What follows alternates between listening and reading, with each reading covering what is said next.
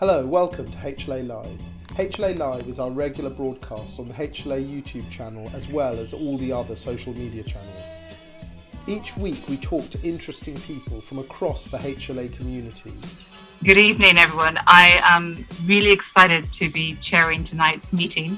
Hi, I'm Rosie Spooner and I'm hosting HLA Live this Wednesday. And I'm an HLA scholar and I'm also going to be your host this evening.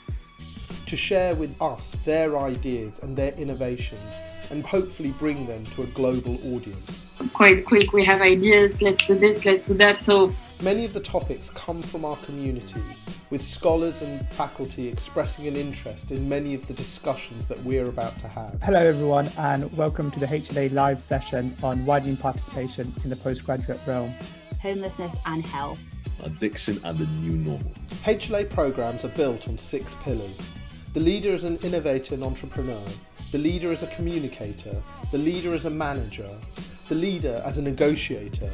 The leader is a follower, and the leader is a philosopher. If you are interested in becoming a HLA scholar, why not get in contact? Many of the episodes in HLA Live will cover one or more of these important pillars. The HLA team consists of Pedra, Eamon, Tim, Riddy, Alistair, Adil and Trisha, and a range of other HLA scholars and faculty.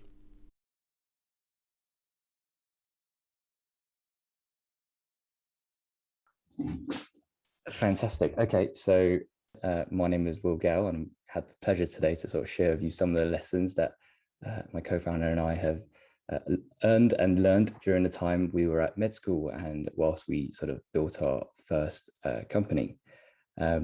Some of the advice I'm hoping to share today is for people who are kind of in a similar position to where I was at, where I was a bit confused, maybe a little bit disillusioned about training to become a doctor, trying to choose a specialty, and just feeling a little bit overwhelmed with the number of different kind of directions you could go in.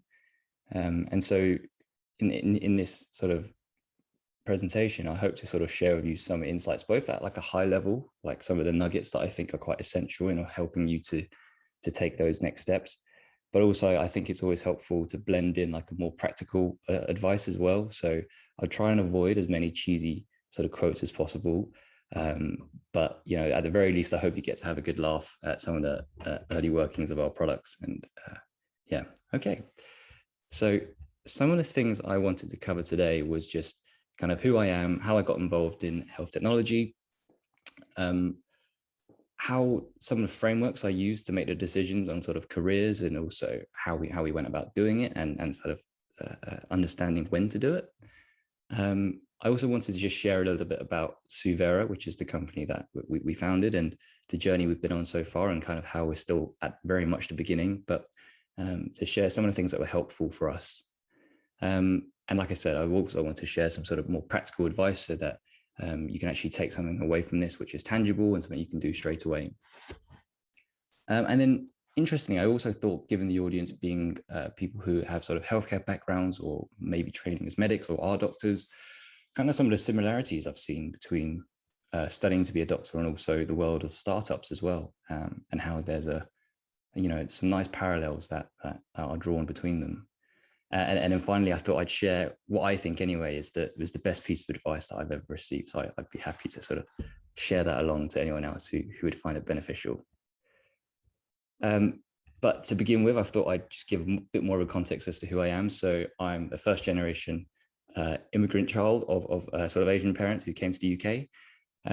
They were restaurant owners, as you could see sort of on the right hand side. And when they came to the UK, one of their big things was obviously stability and making sure that they could get their kids through school. So I was very fortunate enough to have very loving parents who worked very hard as restaurant owners. And I'm sure many of you will also relate to this, but being a sort of Chinese son, I had a few options, which were sort of law, banking, or medicine. And so I kind of took the medicine card and went that way because it was a very stable profession. And I studied medicine at UCL, and I think, not to go too deep into it, but there was a sort of a big life event that happened for me. The day before my second year written exams, my mum was unfortunately diagnosed with terminal cancer. Big shock. to me at the time, and also not something that I fully understood being in second year. We hadn't really covered much of the cancer modules yet, so I didn't really understand that sort of the extent of what it meant, but I knew it wasn't good. And then over the period of the next couple of years, whilst I was doing my clinical training, she unfortunately passed away. But what it left me with was a real sense of appreciation of time, understanding that time is obviously very precious, and we should be very intentional about how we go about sort of deciding what we want to do. But that aside, bringing it onto a lighter note, it also gave me the ability to think about what I wanted for the first time. I think oftentimes, people do what's best for their family, and if you have the privilege in order to sort of pursue your own passions, then it's a really good and useful thing to do, and really grasp at those opportunities. So I wanted to share a bit about how that kind of influenced my thinking. And I just wanted to also touch on things that I've learned that I think might be useful. So firstly, everyone's journey is super different. I think if you're in these sort of conferences and joining these academies, you're already some of the people who are looking to branch out and expand their interests. I think that social media is a very hit and miss place. I've put Instagram and LinkedIn because I know that a lot of people get into sort of difficulties with Instagram because they compare sort of body imaging and all that sort of stuff. I think for high achieving medics, the equivalent of that is LinkedIn, and scouting other people's profiles and seeing that they've already published 1,000,001 papers and also built 1,000 apps, and it can just be very overwhelming. So I think the first thing I want to say is, use social media to connect, but try not to use it to compare, because everyone's very different. And so that brings me on to sort of how I decided on the framework of what I wanted to do. I think I often heard a lot about like following one's passion. I think it's really important that people take that with a little bit of pinch of salt, in my opinion. I think that it's a really helpful thing, but it's a really hard question to answer. It's a bit like when you were doing your med school interview and they asked you, why do you want to be a doctor? I think you often want to really glamorize your answer, but often you don't really know when you're sort of just graduating or only worked a couple of years. So I found this sort of principle that I'm sure you've come across as well. It's called Ikigai. It's a Japanese way of kind of finding one's passion. And it was really helpful because it kind of gave a bit more structure and framework to the decision making. So I'd recommend sort of starting off in sort of the right-hand column, circle even, and just kind of figuring out what the world needs and look at big problems. And kind of more relevant to us as healthcare professionals is look out for the big trends that are happening in healthcare. You'll quickly see what the biggest problems that are going on are and what the world needs. So rather than thinking directly from your own perspective, think about what the world needs as well. And then next on the left circle is, I think it's, probably one of the hardest parts of the circle is figuring out what you're good at. I think it's really difficult sometimes, but I think you tend to gravitate towards it, and asking, close friends and family about what they think you're good at as well is a really good feedback to get. But you have to be quite thick-skinned about taking that feedback. And then thirdly, in the top circle is sort of find out what you love. And I think, again, this is one I really struggled with, but I think that for me anyway, and probably for a lot of people, passions develop over time. And once you get good at something, you end up becoming more passionate about it. So it actually it comes afterwards. You can't always just magic out, this is my passion, this is what I want to do.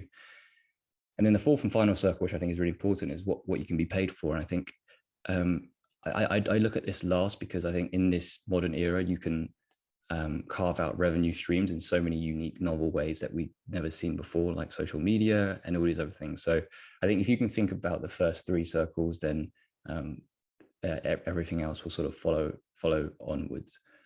And again, sort of my nuggets that I wanted to share that I found helpful myself was I had a lot of feelings of discontent whilst at med school, just feeling like it wasn't the right path for me, and also not fully feeling like I was being able to contribute the best to my ability. And I think try not to ignore those things. I think discontent can be a good thing. It could be a nudge, your internal compass saying you should act on it. And finally, another way of phrasing what you like doing is just figure out what gives you energy. For me, it was hashing out ideas with friends and talking about where we thought the future of health was going to be. That gave me loads of energy, and I kind of listened to that as much as I could. So more practical. So how do you actually get started? So if healthcare startups is the thing you want to go down, then here's some sort of specific points I think you should keep in mind. So typically I think you fall into two camps. The first is you either have a killer idea and you want to shield it from the world, and you don't want to tell anyone because someone might steal your idea. Or you're on the other end of the spectrum where you're just like, I've got no ideas, I can't be an innovator, I'll just have to, not do it, I'm not creative enough. And I think actually the reality probably lies somewhere in the middle for everyone. I don't think it's, so put it another way, I think unless you've discovered something like you're a researcher and you've discovered something with like really high intellectual property, I don't think there's any idea that can't be shared. And I really would encourage you to share your ideas. So if you're thinking of like building an Uber for this or Tinder for that, they're not necessarily really original ideas. So you can share them and sort of bounce ideas off people. And that's the only way you're going to grow your network as well. So I wouldn't be too cautious about it. And then if you fall in the other end of the spectrum where you feel like you can't come up with any original ideas, I know I felt more like that side. Pick a big problem instead. Start with that, and then the solutions will come about. I think sometimes you don't want to force your solution upon anyone. You want to look at a big problem, a big market that you can address, and then you speak to the people who are in that market, and then you figure out what they need, not the other way around. And so on the right, I kind of put in some organizations that really helped me to begin with. So Kickstart London was the student accelerator program that we joined. That was where we basically got a bunch of different computer scientists, engineers, medics, art students together to basically create an idea. And it was like a melting pot really to get people to start brainstorming. Doctorpreneurs, check it out if you haven't already. It's a really great resource to see what other sort of medics have done. NHS Clinical Entrepreneur Program, again, a really good resource if you need to have an extra day off of clinical work in order to pursue some of your passions and just to meet other like-minded people. And I've also put in here Y Combinator. This is like it's not that easy to access. It's a really difficult application process, but these are the guys who've sort of spun out companies like Airbnb, Dropbox, Reddit, massive companies. But I put it there because people always talk about surround yourself with people who you admire or you want to be like. I don't think it has to be physical in this day and age. I think if you read a lot, if you listen to podcasts and you're sort of always listening to these things, I think that can be a really helpful way to immerse yourself as well. And I think immersing yourself is one of the best practical steps I can recommend. It's very cheesy again, but lots of self-help books talk about how thoughts leads to words, leads to actions. And I think that's a very, very true sentiment. And kind of be mindful of who you spend your time with. I mean, if you have an idea and you share it with some people who are kind of conservative, who haven't done it before, then they might shoot you down. Whereas if you speak to other entrepreneurs who have given stuff a go, they'll always encourage you to keep on brainstorming because you might have to just, there's some nuance to that idea. So I wanted to just show you and sort of show you that we practice what we preach. We started off in med school with a medication management platform. So these were the early wireframes. So we literally had a piece of paper, we drew it down and we said, what if we had an app that reminds people to take their meds because people seem to not comply very well? So we then got some software and we started playing around with some design tools, and eventually we were able to sort of hack it away with some computer scientists, people who were able to help us, and we built a really basic app where you could actually put your medication in and track it. But we realized that wasn't the solution to the problem. It was a very deep behavioral issue. People who don't take medications do it for a variety of reasons. It's not just for not being notified. So then we pivoted and we said, what's the problem? The problem is that long-term conditions has so many facets. So we built a blood pressure management app.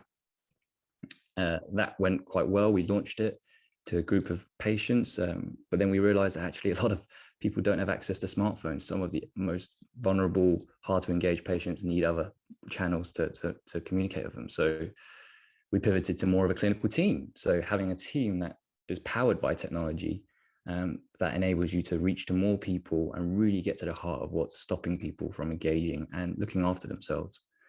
And so I guess this is just, and by no means are we, successful, quote unquote. We've made progress and we're still going, which is already a testament for startups. But it's more just to highlight that you should just start. and things will unfold, and you'll get closer and closer and closer to what would be a really good solution to that problem. And yeah, don't be afraid of people critiquing you as well. There will be a lot of people who doubt you or might envy you for what you do, but people who've been through it are often the ones who are most supportive. So you know, really do lean on those. I wanted to also just touch a bit about the blend between medicine startups and how I find that they're both a bit of an art and a bit of a science at the same time. So you've already heard me sort of hammer on about focusing on the problem and then thinking about the solution. I think that there are multiple stages, and sort of to focus primarily on where I think we're on sort of more of the left at the moment, where we're still trying to find product market fit. We've not hit that super scale phase yet, but you really want to be able to speak to your customers as much as you can. And one of the really nice sayings is Henry Ford says, if you asked people whether or not they wanted what they wanted as a solution, they would have said a faster car. Sorry, a faster horse, but instead, they actually needed a car. So one of the things that I think is really important is to distill what the problems that people are saying actually are. So in our world, for instance, we're trying to help GPs in primary care, and they often talk about needing more efficiency, right? It's a very high volume profession. They see loads of patients, and so they want faster, more integrations and saving, 5 seconds. And they might want a faster electronic health record where each click saves them a few seconds. And that might be a good solution, and it might be helpful, but it's only very incremental. And actually the heart of the problem is that they're overworked and there's not enough supply and demand, right? There's not enough supply to meet the demand. And so really what's going to overhaul and change the thing is to change the workflows. So actually maybe it's a patient sees a nurse first rather than seeing a doctor in the first instance, or maybe it's that they have a digital triage, collects information and then passes it on to the clinicians. These are all things that still solve their problem, but it wouldn't have necessarily been what they originally would have conjured up themselves. The second thing I wanted to say is that the thing that it's very much an art and a science. People have tried to really calculate how to make a startup successful, because obviously there's a big reward for doing so, but it really isn't that clear what it is. But one thing I think is quite universally agreed upon is that as a small company or as a small startup, you have the ability to move very quickly. And so one of the things that really makes big organizations struggle is that when market changes or when they need to adopt new technologies, there's so many layers of organizational bureaucracy they have to get through that they just don't release their products in time. Whereas when you're small and agile, you have that as your main benefit, is that you can do things really quickly. So it might seem as though you'd be thinking, well, how could I compete against the big players? Well, you can do things at a much quicker pace, and you can demonstrate very early wins really quickly. And I think if I was to share sort of a bit about fundraising as well, because if you're starting off sort of on the far left here, when you're at the prototype stage, I think a really healthy way to think about how to raise money is put yourself in the shoes of the investor. And so what would you want to see, right? You obviously want to make sure that your money has a return. So you want to reduce the risk. And what reduces risk? Well, you look at who's operating the company. Are they experts in their space? Do they have an initial traction? Have they already got some customers going? Have they already making some money? And all of these things are what pushes you up this scale of getting to product market fit and then scaling. And so constantly you're trying to de-risk the business and figure out how to make it more of a solid thing that you're creating. And without going into minutiae, all the different funding rounds kind of correspond to where you're at in terms of this product market fit of how useful is your solution to the customers and whether or not anyone will buy it. And I did warn you at the beginning, I do love analogies. And one of the things that people talk about with product market fit is it feels as though at the beginning you're pushing a boulder up the hill. You're constantly pushing, it's really, really hard. And that's what getting to product market fit is. Afterwards, once you've reached that level, you will have loads of customers asking for your products, and it feels like the boulder is running down a hill and you're trying to chase after it. And that's the challenge then, is trying to keep up with the boulder. So scaling, growing the team and doing all that sort of stuff. We've not got there yet, but I anticipate that hopefully is a problem that we have to deal with. So closing thoughts is, I think really be clear on what your own dreams are and what you're trying to achieve. I think if you're not intentional about what you're doing, you will end up building someone else's dream. And I think the Ikigai framework is a good way to start it and to really try and articulate some of those thoughts.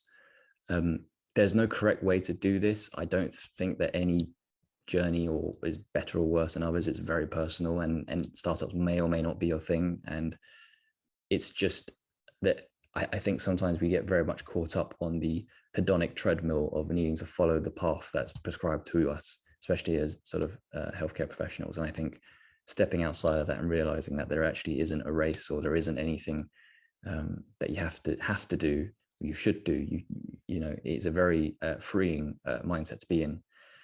And just touching on that as well, everyone's definition of success is different. And yeah, so be very intentional of what you want to do, and I think you will have fewer regrets. And I think just tying it back to sort of with my mum, I think the main thing that I reflected on in her final months was that the things we shared, you know, the stories we shared were just experiences that we had. It wasn't money, it wasn't anything else. It was all about the experiences, and we touched on those. And I think really your career or whatever you do should just be an abundance of different experiences that you enjoy having. So I've left a teaser here, which is what's the best piece of advice I've ever received. And it was this.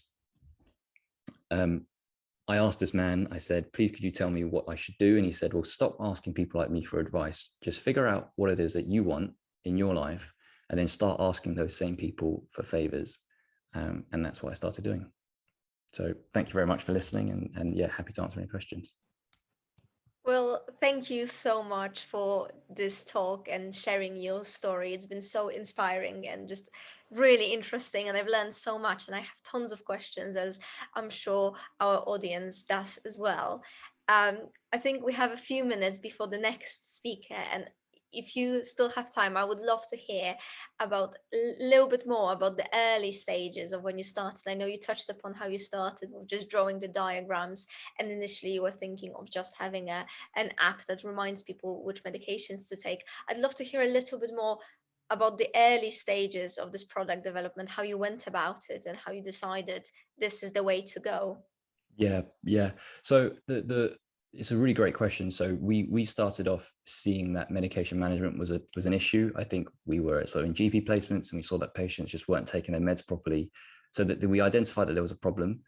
And then we followed the lean startup model, which I think people should read, Eric Ries's book. It basically, it's when you're a broke student, how do you do anything? That's kind of what the point of the book is. And we had clipboards, we printed out these questionnaires, and we would stood outside pharmacies and hospitals, and we'd ask patients, why is it that you don't take your medications? And I think one thing we didn't do very well was we drew out the answers we wanted to hear. We didn't really listen to what they wanted. So that was it confirmed that it was a problem. Then like you said, it was, we drew out what a solution might look like. And then we quickly realized, we're medics. What are we doing trying to build an app? How do you even go about doing it? We're not designers. So spend time with other people who have other skills to you. It sounds so obvious, but it is the way to do it. And when we met these engineers and stuff, and the way to do that is to get yourself into these different events and stuff, right? Because that's where people kind of network. We realized that there was, mutual benefits. They had great skills, but they didn't know what the problems were, and we saw problems. So that's how we started with that. And we did it as on the side during university. So obviously development was slow. We didn't have money to pay people. So it was very much, here's the vision we're trying to build. Do you believe in it? Maybe we can get somewhere in the longer term. And that's kind of how we started. And as we realized that it was a bigger problem, we decided not to just go down that route. We wanted to find what the heart of the issue was, which I said was long-term condition management and really understanding the behaviors. And once we kind of had some early interest from GP practices and said, actually, that is the thing that I want, we were then able to take it to sort of investors. And that's when the side hustle became a job, really, because as soon as money comes in, it's just an exchange of time, really, and then you can then really focus on it. So different for everyone, but yeah, you have to start to really get to the stages where you can actually take it forwards. That's really interesting. Thank you. And I wonder, because a lot of our audience might be medical students or junior doctors who currently, when they think about innovation, they think about how to change the healthcare system, how to create change within the NHS. Do you think there's any lessons or any parallels that you learned through your journey with Suvera that would be, I know we said not to give people advice, but if we could make an exception in this case, any advice to you give to people that want to innovate within the NHS? Yeah. Oh, it's funny because that's a really great question, and I would be asking that same question to someone else more experienced than me as well, because I really want to know the answer. But initial thoughts that I've gathered so far is that it does take a while in the NHS. Things are all very centralized. There's a lot of different layers you have to get through, so change doesn't tend to happen very quickly. However, having said that, I think that the things that we can see which are positive is that with COVID being obviously changing up primary care so much, we saw that they kind of went to digital solutions overnight. So there is an appetite for it. But as with healthcare, the thing that really triumphs is showing evidence. And it's a reason why I think these VCs, venture capitalists, have backed other industries that are lower risk. You know, the highest regulatory industries like your banking and your healthcare, they've taken a bit longer than more of your consumer industries because there's just less risk in those. And I think rightly so, because healthcare has got so many regulatory barriers. So I think if you're going to tackle something in healthcare, I think just be prepared that things will take longer. Your investors will know that as well. The sales cycles will be longer. And yeah, go with evidence first, because you know, we're evidence-based people. We don't prescribe a drug unless there's good evidence. So why would you prescribe a tech solution without evidence as well? Yeah, of course. That's great. Thank you so much. And I wonder, what is your vision for Suvera for the next 5 or 10 years? Yeah, we really want to be keeping people with long-term conditions in good health. We want to be part of the movement that shifts reactive care to proactive care. And we want to be just a player, you know, someone that can support that movement, because it is the way things are going, and being able to ensure that we can include every patient and not exclude those who, you know, can't access digital technology. So really, we want to be the main long-term condition management provider. Brilliant. And I mean, I really love the message and the idea behind Suvera. I think it puts the, you know, it empowers the patients. It puts this sort of steering wheel in the patient's hands, being like, this is your health, this is your condition, you know, this is a tool to help you manage it.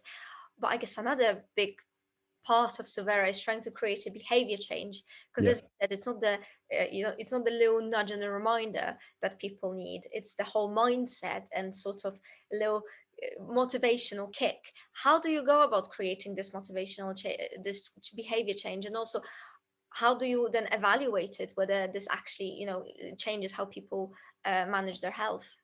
Yeah, I think there was a very good questions in there. I think the first one was about sort of how do you engage people, and I think if you think about the healthcare experience today compared to other things that you go through, so banking, for instance, as well, or any sort of consumer app that you use, there's such a better experience. You engage with it, it's better user interface. With healthcare, there really isn't anything that makes you smile and say, wow, that was such a good experience. It's always so fragmented. It's so siloed, and it's just not very enjoyable. Nothing's cleanly designed. So I think there's a lot you can do to just make even a basic app a lot more user friendly. And I hope that people kind of take note of how people like TikTok and stuff, you know, how they made themselves so engaging. There's ways in which you can do it. And I think it's important we do that with respect. And then the second question was around how do you evaluate if there's good outcomes, right? And I think the world is moving towards sort of an outcomes model, and it's really how are we improving the health of people? That's the main thing. Are we improving outcomes, i.e., clinical outcomes, reducing HbA1c, you know, improving blood pressure control, and are we doing that at a more cost-effective way? Those are the only two metrics. How you get there is sort of up for interpretation. That's why there's so many companies trying to do it, but you can't deny if someone reduces their HbA1c, that's the best outcome you can hope for.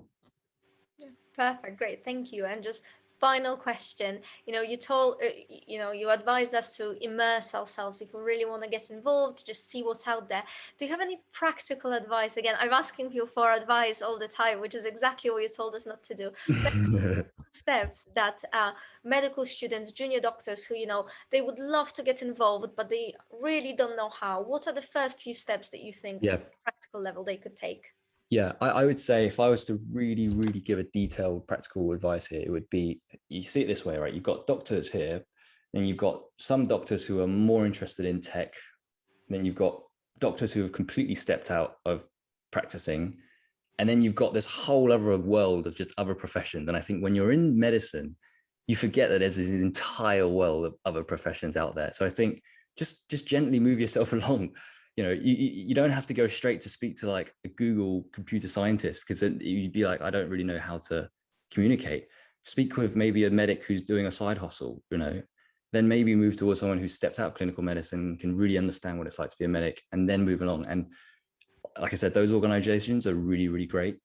Follow them. Another practical piece of advice is don't be afraid to reach out to people. I want to be careful of how I phrase this, but people who have quote unquote made it, or who are successful in sort of conventional means, they haven't done it themselves. They've had so much support. They've had so many people giving them guidance. So don't be afraid to email them, LinkedIn them, Twitter them, DM them, ask for an introduction. They're typically the people who are more willing to help than you'd expect, because they know how hard it is to even take that first step. So use those channels, use those organizations, and just gently move yourself along that spectrum, and speak to friends who aren't medics as well. Really immerse yourself with different types of thinking. And that would be my advice. Perfect. Well, Will, thank you so much for your time and all your wisdom, and thank you for joining us today. So thank you again so much, Will. And now over to our next speaker. All right, thank you. Thank you to everyone that made tonight's episode possible.